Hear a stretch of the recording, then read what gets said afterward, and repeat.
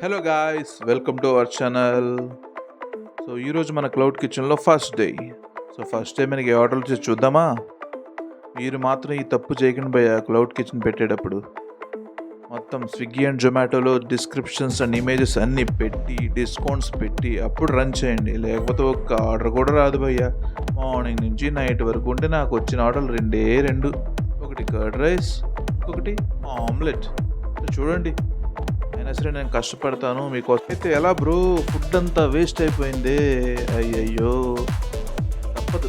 కొత్తగా ఏది స్టార్ట్ చేసినా కొన్ని తప్పవు, పడాలి, పెడతాను. బట్ మీకోసం నేను డైలీ ఏదో ఒక వీడియో కానీ షార్ట్ కానీ అప్డేట్ చేస్తాను. షూర్. ఆగండి, నాకు ఇంకో ఆర్డర్ కూడా వచ్చింది. అదే థర్డ్ ఆర్డర్.